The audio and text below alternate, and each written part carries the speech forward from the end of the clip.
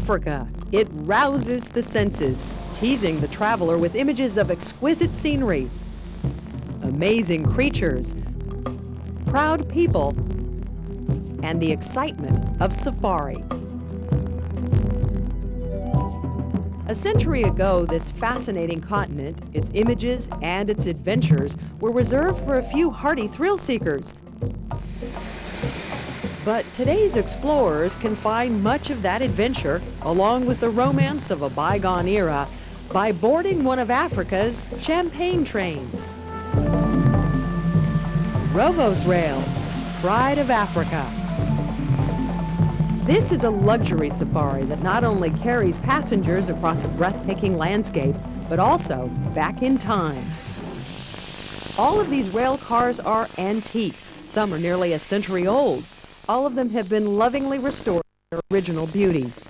Our expedition will cover 1,600 kilometers, nearly 1,000 miles between Victoria Falls in Zimbabwe and Africa's administrative capital, Pretoria.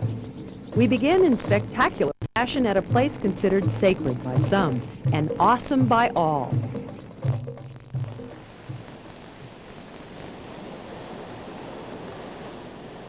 From 70 kilometers, more than 40 miles away, it can be seen. At first, it appears to be smoke, but this is mist from what has been called the eighth wonder of the world, Victoria Falls.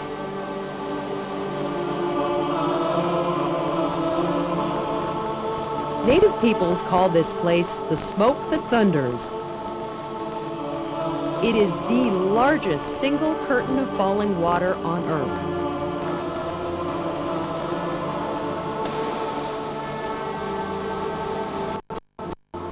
Every minute, 550 million liters, nearly 150 million gallons pours over the precipice, cascading down more than 90 meters, nearly 300 feet.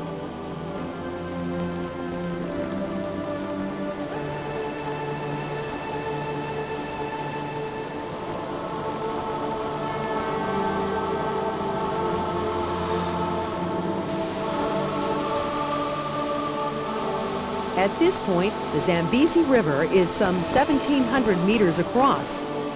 It's more than a mile wide.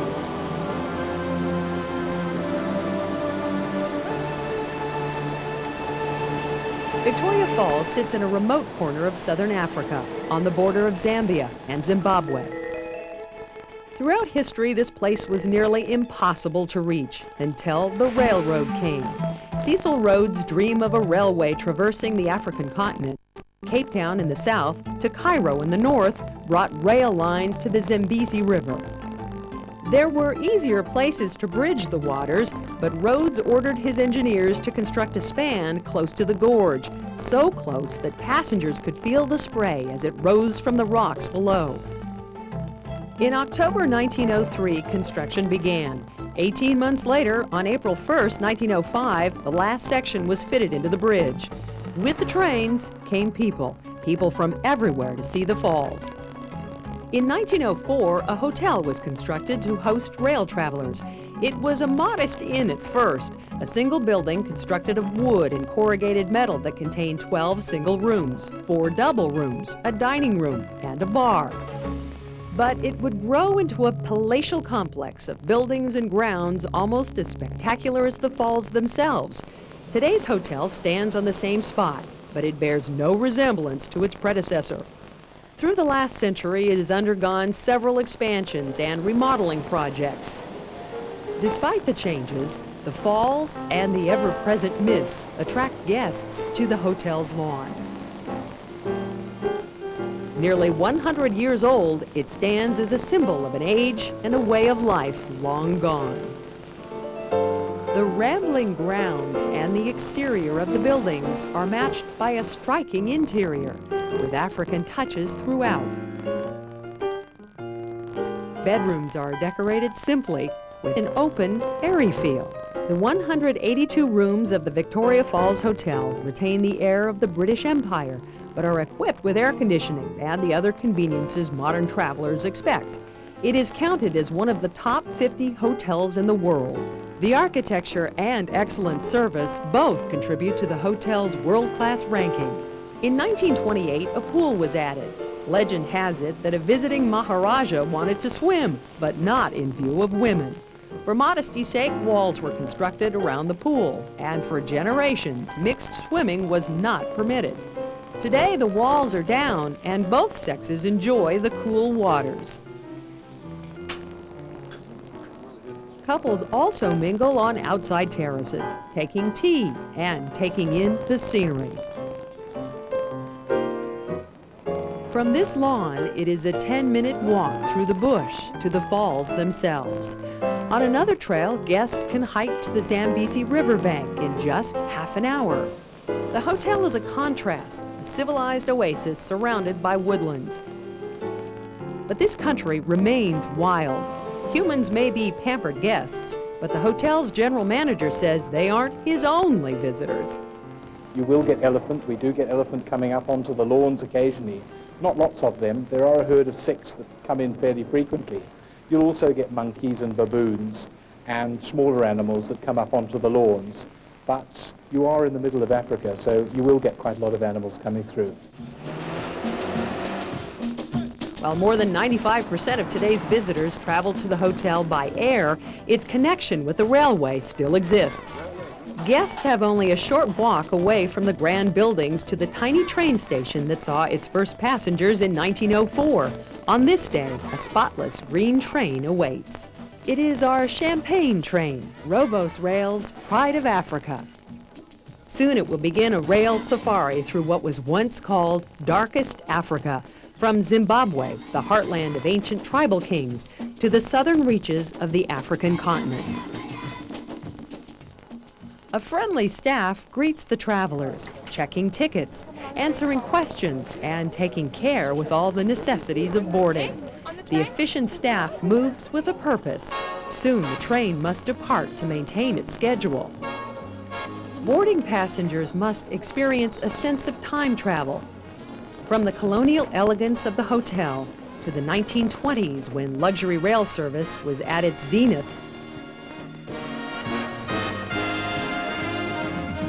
the atmosphere is one of refinement. Richly paneled mahogany walls are complemented by deep carpets and rich appointments. The train's young attendants are attired in period blouses and ankle-length skirts. Immediately checked and tagged, bags are then brought on board the train and delivered to exceptionally spacious suites. Rovos Rail boasts the largest sleeping compartments in the world. The Pride of Africa offers 2 classes of luxury accommodations. Deluxe suites measure 11 square meters, some 118 square feet. Royal suites, complete with twin or double beds, are an expansive 16 square meters. That's equivalent to 172 square feet. The rooms are decorated in period style, but contemporary conveniences are tucked away. Each compartment is air-conditioned. Each one is equipped with a mini-bar to keep a complimentary assortment of beverages cool. Each one is furnished with a writing table and comfortable chairs.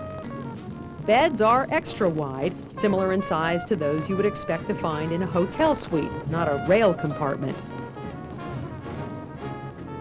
Bath facilities are surprisingly large. Most are fitted with oversized showers. Royal suites come with freestanding baths. These beautifully restored trains consist of up to 20 cars. Huge passenger compartments ensure a low density factor. Sleeper cars equipped with deluxe suites carry a maximum of 6 people in 3 compartments per car. Cars configured for royal suites hold only 4 people in 2 compartments. Rovos rail trains carry no more than 72 passengers. Hello? Yes. Period telephones connect each suite with the hospitality staff who provide for any need. at any time during the 2-day trip. These are luxury accommodations with a difference. They come with the romance of the railroad.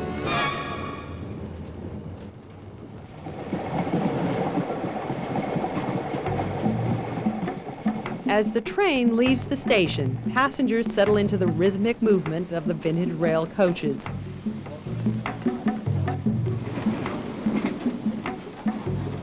A gentle sway carries the cars from the misty forest of the falls onto the African savanna. The climate is tropical, moderated by altitude. Zimbabwe sits on a high plateau. In this area, the elevation is nearly 750 meters, more than 2,400 feet. Summer temperatures are pleasant, usually in the 20s Celsius, that's the 70s to mid-80s Fahrenheit. In winter, the area cools down to the mid-teens and 20s Celsius, the mid-60s to low 70s Fahrenheit. During the Southern Hemisphere's summer, November to March, Zimbabwe experiences its rainy season. The country's name is taken from a tribal language meaning place of stones, but the reality is different. Grasslands and tended fields border our route. Corn, cotton, wheat, and other foodstuffs are the major crops. Large-scale cattle farms also dot the landscape. 70% of the nation's workforce is employed in some form of agriculture. Within hours of our departure from Victoria Falls, the rail line skirts the edge of Hwange National Park.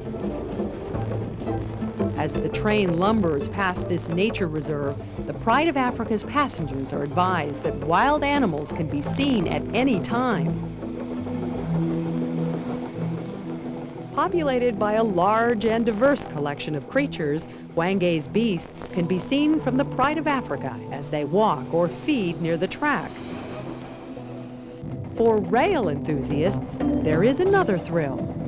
This area is the site of one of the longest stretches of straight railway track in the world. 114 kilometers, 72 miles, without a turn.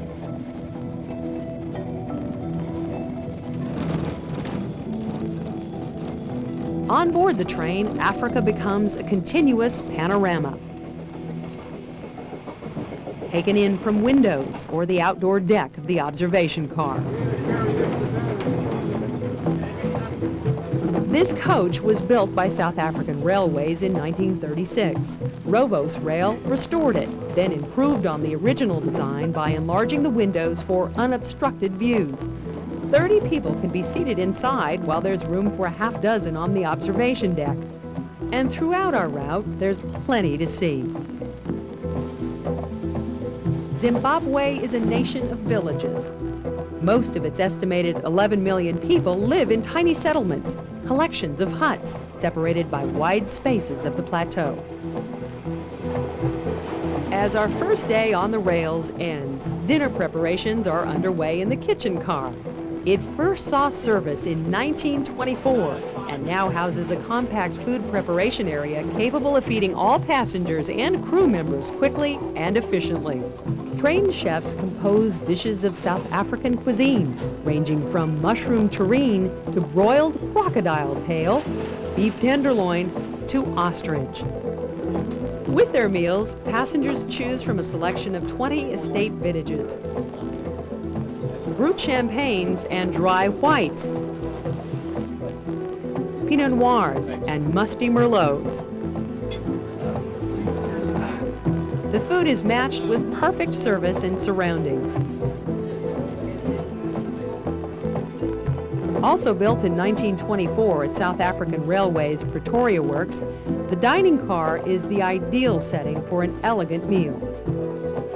It is dramatic, characterized by 7 pairs of carved wooden roof-supporting pillars.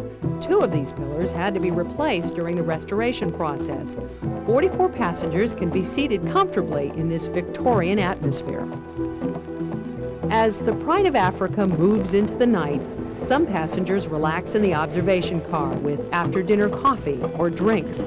Others retire to their suites to gaze at the wonders of the African night on display outside their windows.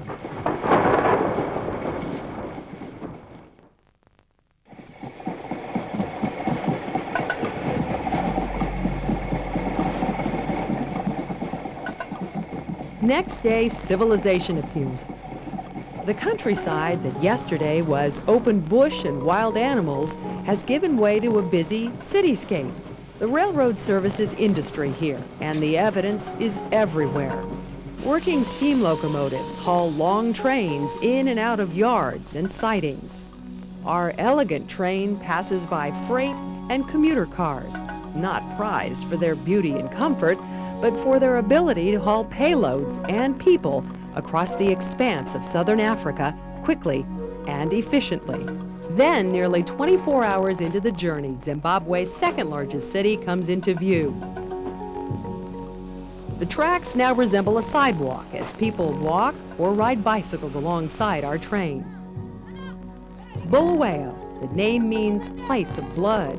Ancient kings offered sacrifices to their gods here. But today, it is home to 500,000 people and bills itself as the friendly city.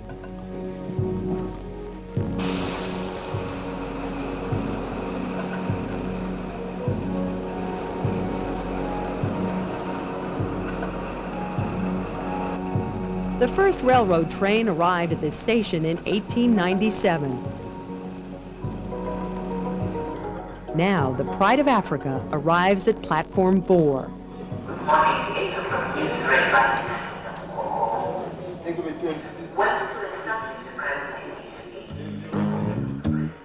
The train will change crews here.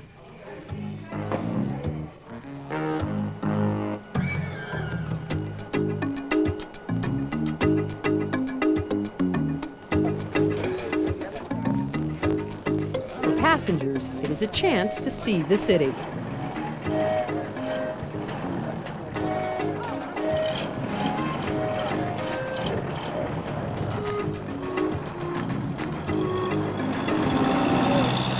For more than a century, Bulawayo has been acknowledged as Zimbabwe's most attractive city. Broad boulevards, many lined with jacaranda trees, crisscross the town. The city's 19th century planners constructed these streets with 19th century transportation problems in mind. The avenues are extra wide, originally built to allow a team of 18 oxen to make a full turn.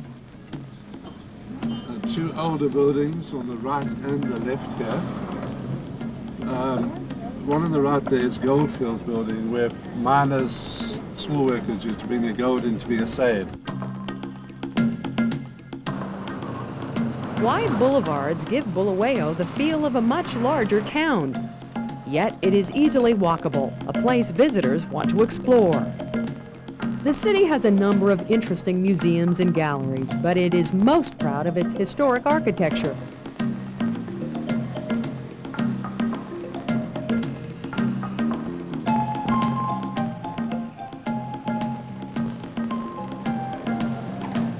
Constructed during the late 1800s, these structures are carefully maintained.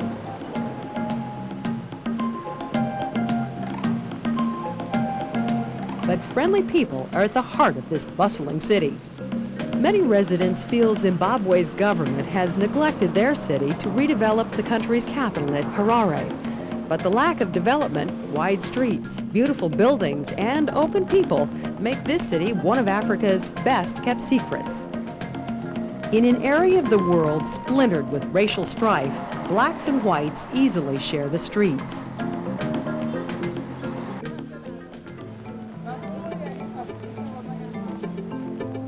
It is a city of commerce. From outlying areas, farmers, gold and coal miners come to buy necessities, clothing, and especially the fruits of Africa's fields. This centrally located market near the town's city hall offers low-cost yet high-quality produce and other goods. Each day, the open-air stalls are hastily put together. In late afternoon, the area is cleared and once more becomes a city square where residents gather and talk.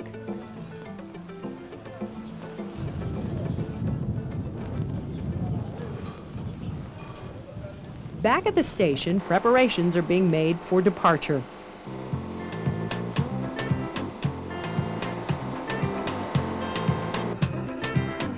As passengers return from their tour, fresh engineers and equipment are ready for the next leg of the journey to Pretoria.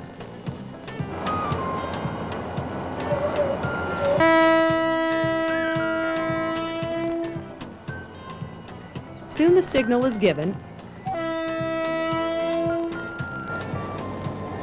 and the champagne train moves on.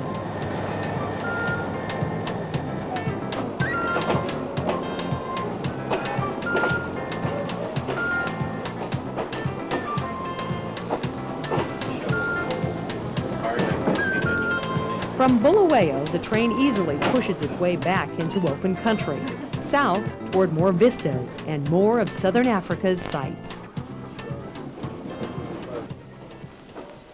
Unhurried, the train glides through the countryside. Passengers pass the time with conversation, books, or simply watching the world pass outside the train's big windows. The Pride of Africa does not speed along the tracks. Instead, it travels at 40 kilometers an hour, roughly 25 miles per hour. The slow pace allows those on board to drink in the sights while servers supply refreshments. In the dining car, lunch is ready. This fare is lighter than the evening meal, but it is no less extravagant. Spinach and broccoli quiche, roast ostrich with cranberry sauce, chicken and mango pot pie are a few of the choices. Passenger satisfaction is the focus of everything that's done on this train. From the fancy food to the fanciful sweets, the object of the hospitality staff is to please. Rovos Rail draws guests from the world over. However, the travelers are primarily from Northern Europe, countries such as England, Germany, and the Netherlands. A small number of Americans, Australians, and South Africans are also included in the passenger list. Each Rovos Rail train includes hospitality staff members fluent in various languages to optimize communication with all passengers. The quiet of the countryside is displaced by the sounds of the passing train. At each village along our route, people watch and wave.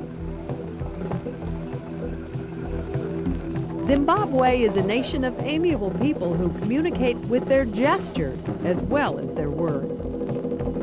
The country recognizes 3 official languages, 2 tribal dialects, and English. Zimbabweans seem to always find time to smile or say hello, even if it takes time from their work. Nearly half the country's population, 43%, is under 14 years old. And the young people seem especially attracted to the old rail cars. At short stopovers, curiosity overcomes village children, and they gather by to study the train and its passengers. These young people are inquisitive. During delays, they talk and play near the stopped train. It is a treat for the visitors and a treat for the children.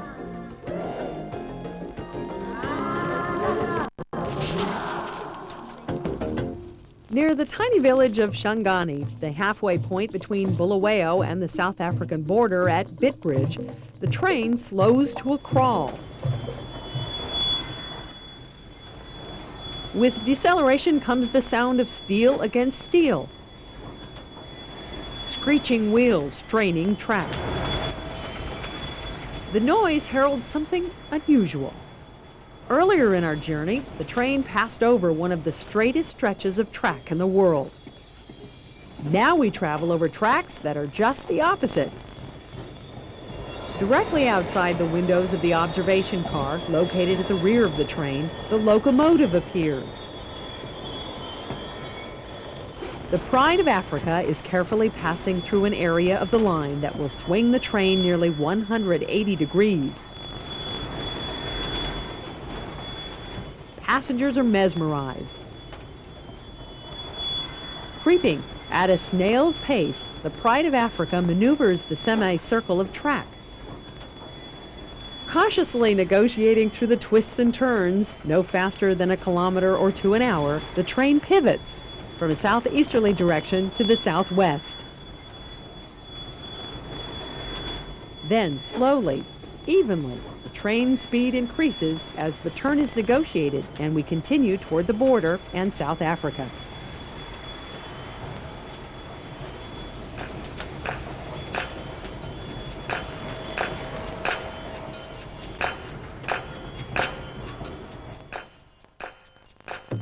Our itinerary takes us through the realm of many of the world's most prized animals. Past Hwange National Park in Zimbabwe, Kruger National Park in South Africa, and countless private game reserves. While our rail safari will not stop at these places, many passengers do make side trips to the game preserves. They consider these sanctuaries the high point of their visit, and with good reason.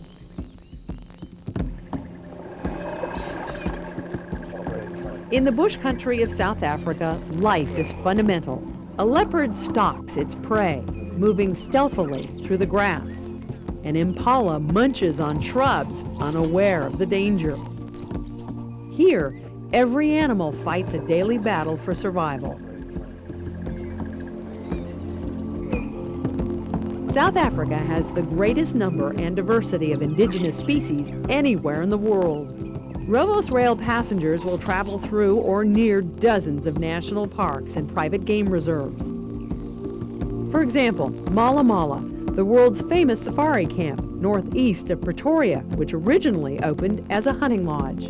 The quality of game viewing here is exceptional, and the diversity of game, the various species, is incredible.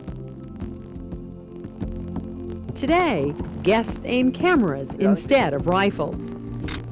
The number of visitors is strictly monitored, and proceeds help develop and maintain the preserve. There's no killing for sport. Just seeing the animals is enough of a thrill. Visitors safari with a ranger and tracker, knowledgeable about every facet of life in the bush. The vehicles draw little attention. They're perceived as large animals, too big to attack. So in these open Land Rovers, guests can go eye to eye with hundreds of species.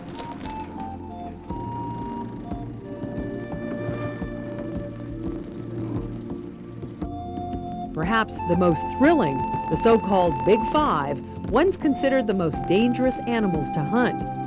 South Africa is the only country where they're frequently seen. The African elephant, the largest land mammal on Earth. The African lion, the largest carnivore in Africa. Its roar can be heard over large distances. The rhinoceros, so prized it must be rescued from the brink of extinction. The African leopard, the most wary and elusive of the big cats. And the African buffalo, seemingly docile, but incredibly dangerous. I think they're wonderful creatures, and the adrenaline pumps very, very fast when we see them. It's the ranger's responsibility to bring this untamed world into perspective. Accustomed to captive animals, many visitors can be overwhelmed by nature's harsh reality.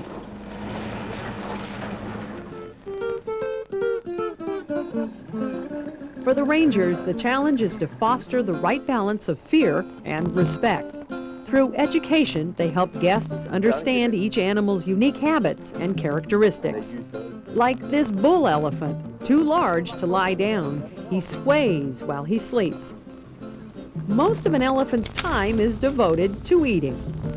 Their voracious appetites require almost constant attention. They're spending about 21 hours of the day feeding. So eating a big bull like this is probably needing to consume 250 kilograms of food a day. That's almost 600 pounds of food. So many impalas. In the heat of the day, the animals head for cover, and guests head back to camp. As the sun sets, the bush is transformed into dramatic colors and silhouettes. It's time again to explore this wild and beautiful world. Rangers drive into the darkness, instinctively knowing the trail. With a full moon above and a spotlight below, the secrets of the night unfold.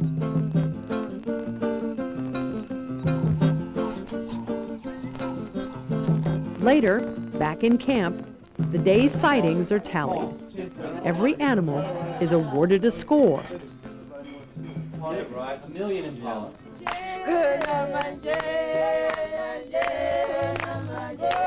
Then it's into the Reed Boma for dinner under the stars.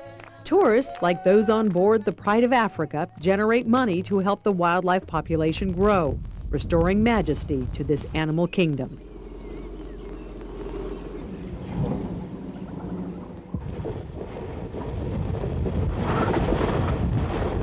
As we move ever closer to the South African border, we are on the final leg of our rail safari, pushing through southern Zimbabwe.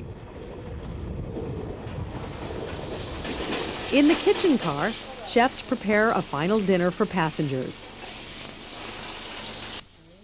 Crisp salads, rack of lamb, South African lobster, and other selections are cooked to order.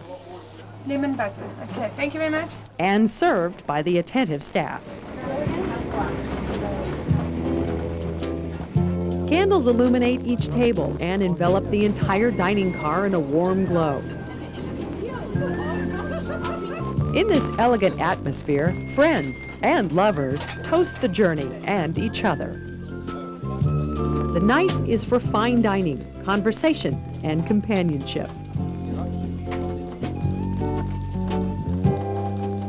Hospitality staff, with their ready smiles and attentive service, have also endeared themselves to the passengers. These young people, whose average age is in the mid-20s, reflect a style and philosophy designed to create a distinctive experience. That philosophy is the reflection of the man who took a gamble and created this unique rail experience. Rovos Rail is the brainchild of its owner, Rohan Vos. This middle-aged South African native made a fortune operating several businesses. He restored old rail cars and locomotives as a hobby. The whole idea about coming on our train is, first of all, to have good food, to have good conversation, companionship, and specifically to feel no sense of rush. And the only way to do that is slow the train right down to 40 kilometers an hour. In 1986, he was astounded at the fees South African railways demanded to take the restored trains on a trip. When he protested, Vos was told to sell tickets. He did. And his pastime became his passion. Less than 3 years later, in April 1989, Rovos Rail was carrying paying passengers. He is a modern businessman determined to provide guests with the total experience of another age, a true trip back in time. With the slowing down of speed and having no radio, no television, no telephones, you immediately preclude those things that go with a rushed society. Vos carries the title of managing director, but in reality, he functions in any capacity, from car inspector to official greeter to visionary. Concentrate on selling the ambiance. And I think we've achieved that. I think the ambiance is something special. It's something you can't write down. You can't put it in a book. You can't teach people how to create it. I think it's just happened. The price of this ambiance on the 2-day Victoria Falls-Pretoria run is 11,400 Rand, about $1,900 for a royal suite. Deluxe suites run 10,700 Rand, about $1,700. Rovos Rail operates trains between beautiful Cape Town and Pretoria as well. A royal suite for that 27-hour trip costs 9,500 Rand, about $1,500. A deluxe suite can be had for 8,900 Rand, about $1,400. Rovos Rail operates 24-hour trips along South Africa's coast, the Garden Route, between Cape Town and Knysna, and between Pretoria and Komatipoort near Kruger National Park. Passengers can book longer rail safaris, a 4-day adventure through the deserts of Namibia between Pretoria and Swakopmund, or a 12-day journey between Pretoria and Tanzania's exotic capital of Dar es Salaam. As we travel from the border to the interior of South Africa, we move toward one more connection with history. From the starting point of our trip, the station at Victoria Falls, our train has been pulled by powerful diesel locomotives. Even though these passenger cars are antiques, it is a simple process for either diesel or electric engines to pull the train. As we traveled through Zimbabwe, we saw the working relics of another, earlier era in railroading, the steam age. The story of railroads is the story of steam power. First developed in England during the early 19th century, most steam locomotives are now relegated to museums. But in less developed countries such as Zimbabwe, they remain workhorses of the railroad. These articulated engines are similar to those that were responsible for the early colonization of Africa. Huge and unusual looking, the locomotives were designed for hauling freight and passengers over poorly laid track. Rovos Rail operates a fleet of 4 steam locomotives. Their black smoke and distinctive sound attract attention and acclaim from rail enthusiasts as well as casual observers. Operating these relics is difficult and expensive, limiting their use to certain stretches of track. Generally, they are used on arrivals and departures in Pretoria and Knysna. The Pride of Africa eases into a siding just a few hours from Pretoria. Here, twin steam engines will replace the diesel locomotive. These antique locomotives require special attention. Firemen must keep the boiler at just the right temperature to generate the delicate balance between fire and water to create steam pressure. Steam engines devour fuel. For every 100 kilometers, about 60 miles, 7½ tons of coal will be burned. Each engine will also consume 30,000 liters of water.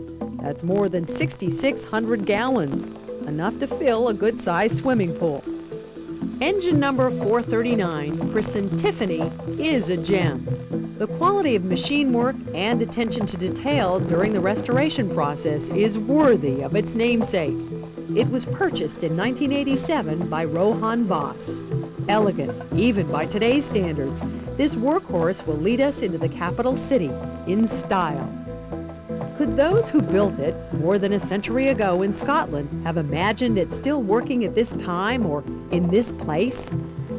Passengers are allowed to disembark to watch as the engineers slowly work the old engines from the siding onto the track, where they will be joined with the Pride of Africa. This process requires time, a half hour, as the engines shuttle into position.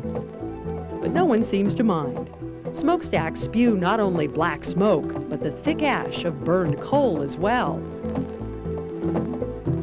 The trainmen perform their tasks quickly and professionally.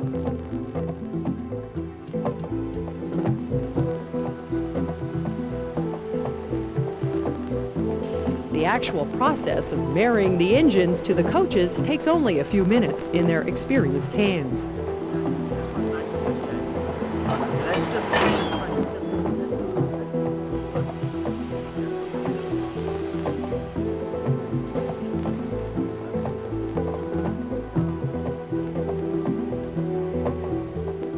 Meantime, the onlookers' level of excitement rises with the steam pressure in the locomotives.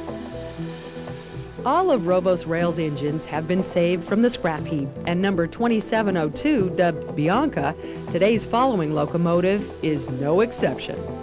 This beautiful piece of machinery was built in South Africa in 1938.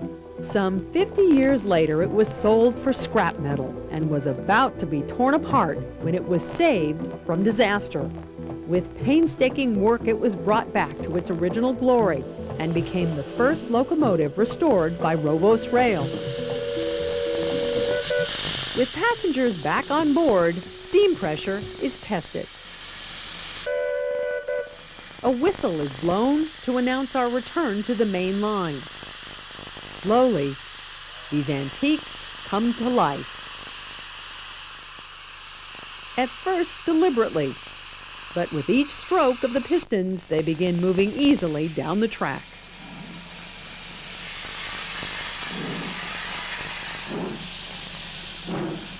Twin engines hauling hundreds of tons of rolling stock, a display of the power and glory railroads once commanded.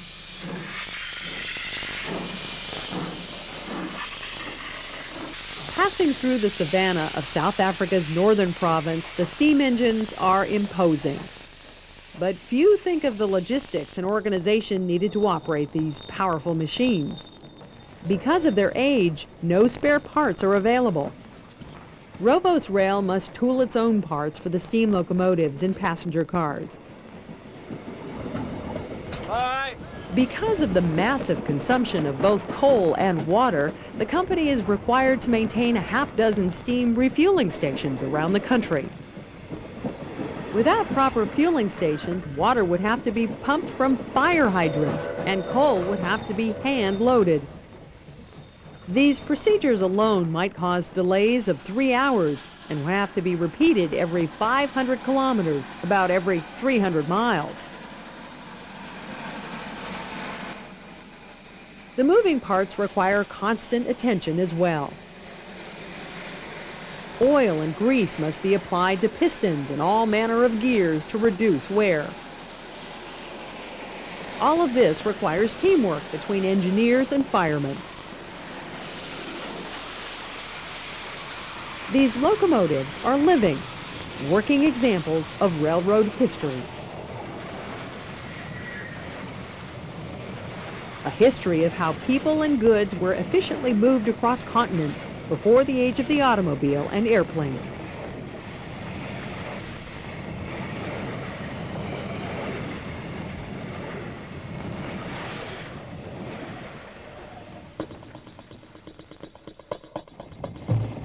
The northern province is a mining area. In addition to South Africa's largest coal fields, minerals such as copper, iron ore, beryllium, asbestos, gold, and platinum are found here. So are cities and towns. The railroad parallels one of the nation's major highways, the N1. As we travel south, closer to Gauteng province and the capital city of Pretoria, signs of urbanization are everywhere.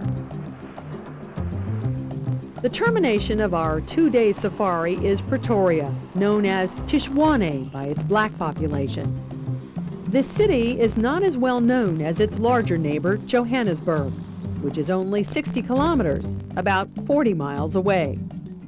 With about 1.5 million residents, it is the administrative capital for South Africa's government. From these offices in the union buildings, bureaucrats manage the business of the people. The city was also the original capital for the country's white minority. Its streets contain reminders of those white settlers who long ago battled native peoples and the British to stake their claim on the African continent. The Voortrekker Monument, just outside Pretoria, was built during the apartheid era to honor the whites who created the republics that eventually became South Africa. Some 60% of Pretoria's white population is descended from these settlers. But the majority of South Africans are black, approximately 3/4 of the population. They are descended from the Zulus and other tribes who battled the Voortrekkers. Today, free elections have put black leaders in government, and the face of South Africa is changing. Pretoria is home to museums and other sites. An unusual attraction is one of the city's streets, Church Street. At 26 kilometers, some 16 miles, it is said to be one of the longest straight streets in the world. Just off the city's downtown, at the busy rail station, the Pride of Africa steams into the terminal. On hand to greet passengers is Rohan Voss. It is a rainy afternoon in Pretoria, and Voss accompanies his customers, umbrella in hand, to his Victoria Hotel directly across the street from the rail depot. The building was first constructed in 1892 and named the Station Hotel, but by the turn of the century it was being called the Victoria Hotel. When it was purchased by Rohan Voss, the building was in need of a massive restoration. As he built his railroad, so Voss built his hotel. The building and its rooms are decorated in 1920s period style. They are strikingly similar to the Pride of Africa suites. Public rooms, such as the dining room, are open and airy, yet private. Similar to the train's dining car, elegant surroundings are an ingredient that is added to each meal. In an adjoining room, the Pride of Africa's passengers gather for a final tea to say goodbye, swap addresses, and thank the rail line's owner. I do endeavour to arrive and meet this train and meet the people getting off to hear what their feelings are, what their impressions are. Your service is excellent, you're looked after, you're made to feel like you are very, very wanted and welcome on this train. Take yourself back about 50 years, 80 years. Old style, old world, and slow, graceful. I would say that it was old world.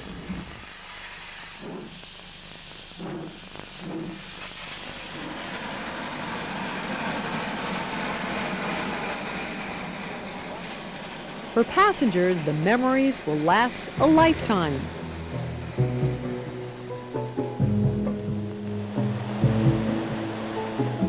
The thundering waters of Victoria Falls.